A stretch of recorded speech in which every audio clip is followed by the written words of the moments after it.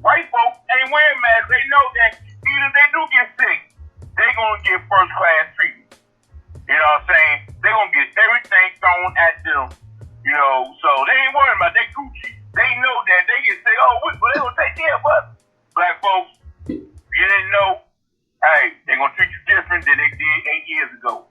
Change that right now, so take care of yourself. When you wear a mask, when you cover your mouth, that's so nobody won't get sick from you. But when you cover your nose, that's so you won't get sick from nobody else. So don't just cover your mouth, cover your nose and your mouth. My man. And I ain't gonna stay out here long, hey, bro. I know you got other calls. So I want to talk to you about sports. I'm feeling you. I miss sports, but I don't miss sports. I'm like you. A whole bunch of stuff going on. I can be honest with you. I can watch a game. I can watch a b-ball game. You know what I'm saying? But I'm not just sitting there feeding for it. You know. Hey, Brad, what you think about Cam, man? I like what Richard Sherman said about Cam Newton's contract. And I put on a little message group I'm on. How they treating black quarterbacks is the same way they treat a black farmer. And here's why. A lot of us black farmers own their own land, right? Mm-hmm. So we know that these white folks are getting a premium on cotton, right? Yep. So when we put cotton on our field, we grow cotton. When it's time for harvest, we gather cotton up, right? Mm-hmm. We take it to the cotton buyers. Guess what?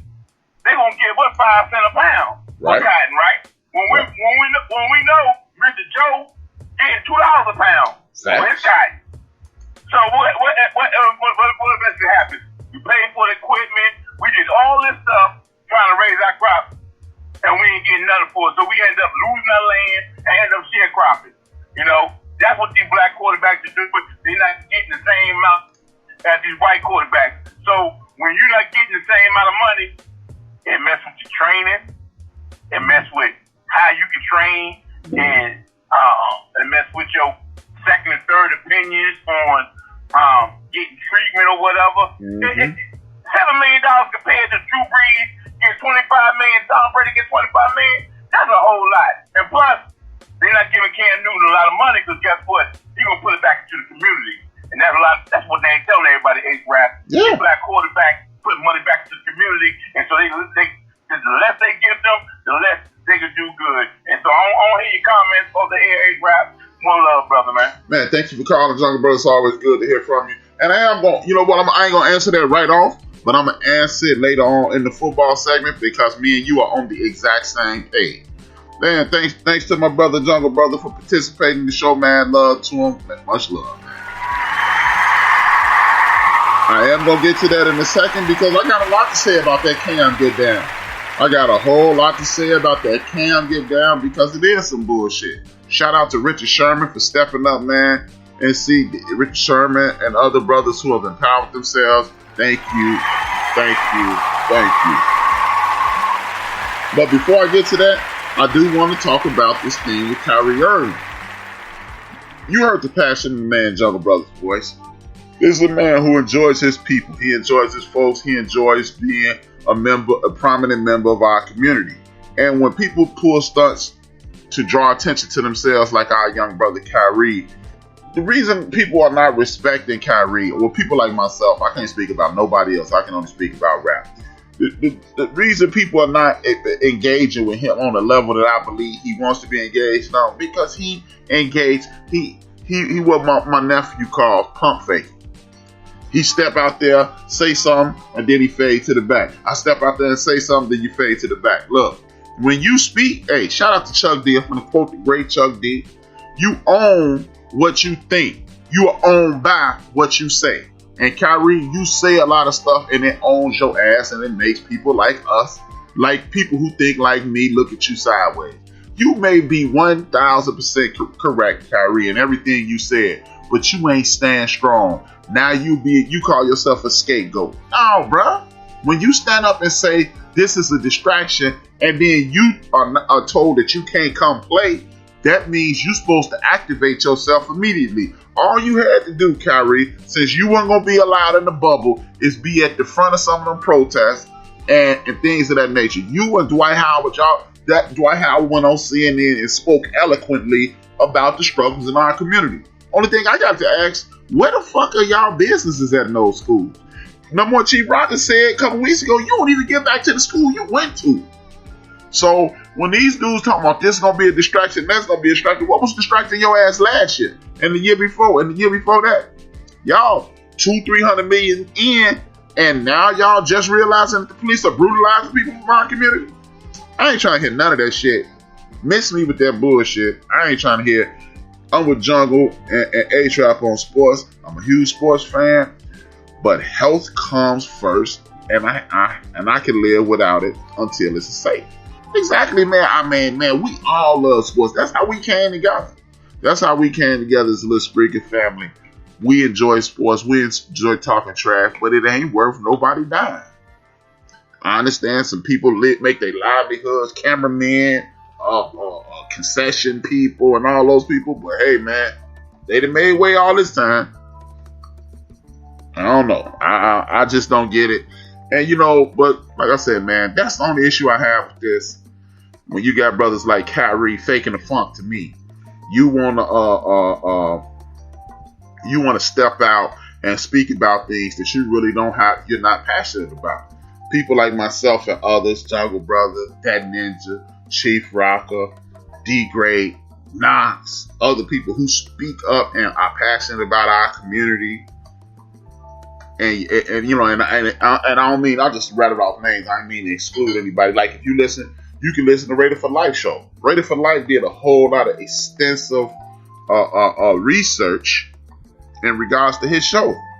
You don't do that if you don't care, and then you got people just stepping out. What's going to be ignored if we start doing this? The only way people can ignore social injustice if you allow it to disappear. Now, when sports starts, if your black ass start talking about it, then it's going to be ignored. Shout out to Chris Paul. I can't think of Miss Roberts. I can't think of her first name. I think it's Michelle Roberts, but I know her name is Roberts. Miss Roberts and the other people who are going to get the names of causes on the backs of jerseys instead of having the names. Big ups to that, man, because again, the only way this thing can dissipate is if we allow it to.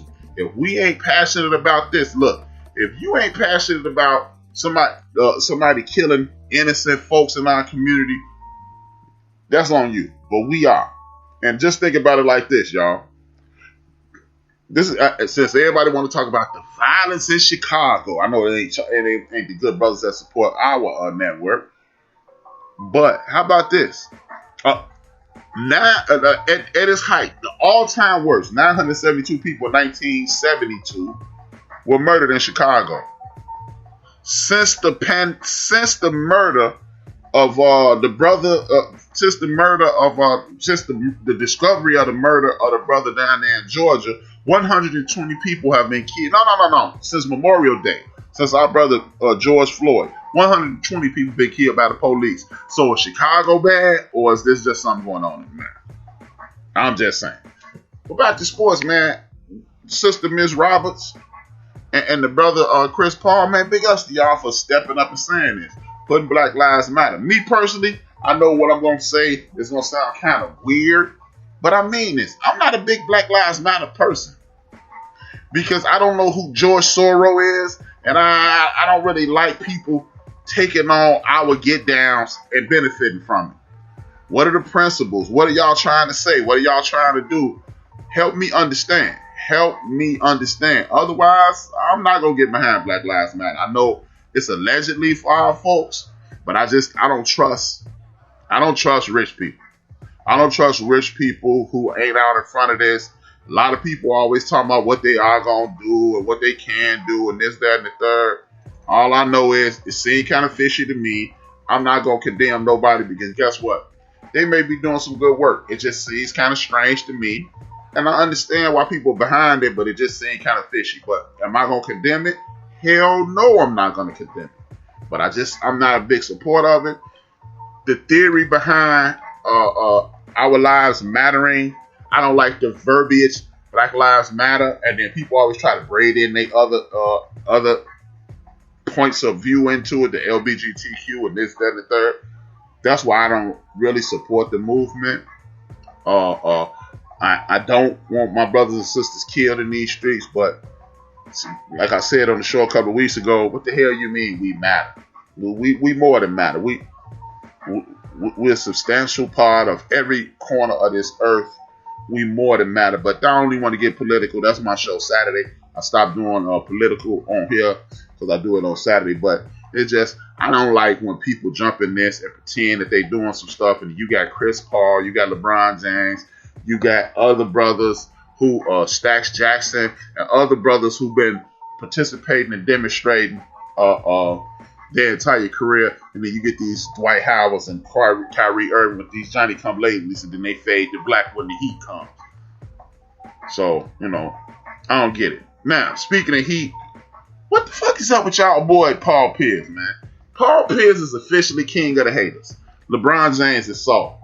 You mean after he bust off on your back, he's soft? Because, look, man, Paul Pierce, you are a solid ball player.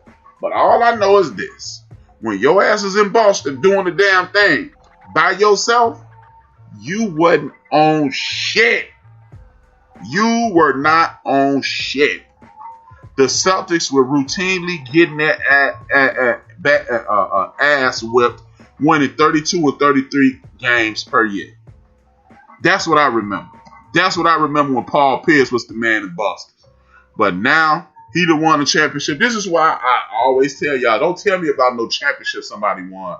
Because when you want to talk to me about championships, then this is a whole other situation.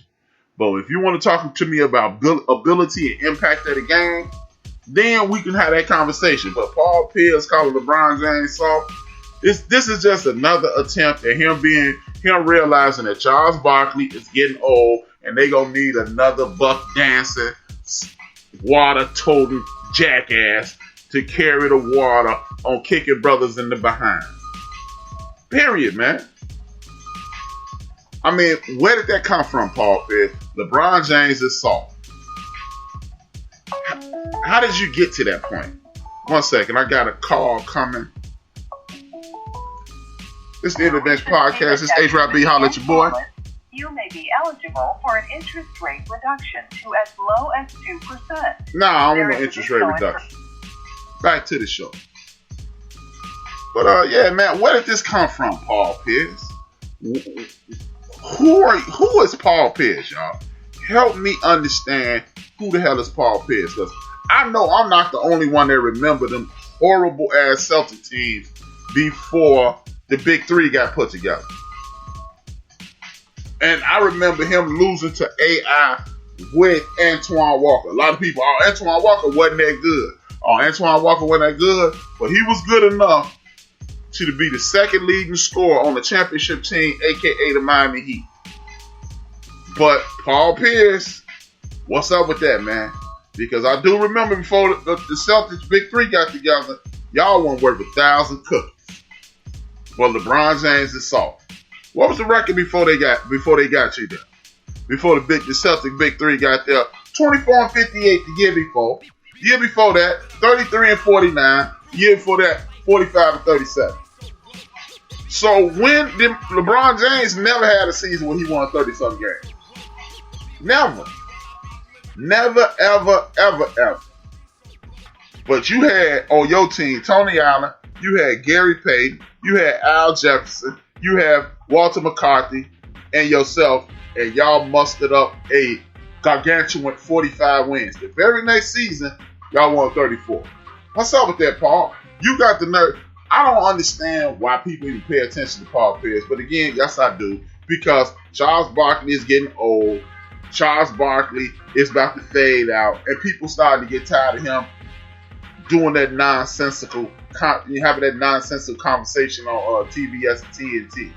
But I do believe in 2003, the year of 2001, the Celtics 36-46. What's up with that, Paul? 35 wins the year before. 19 wins the year before. Wow, Paul, what's going on, bruh? But LeBron James is soft. What makes LeBron James soft? The way he be whooping on your ass? Is that why he's soft? Paul Pierce, I'm going to need you to get the nearest chair, go to the corner, make no noise at all, look at the chair, put it up under your ass and... Sit your ass down.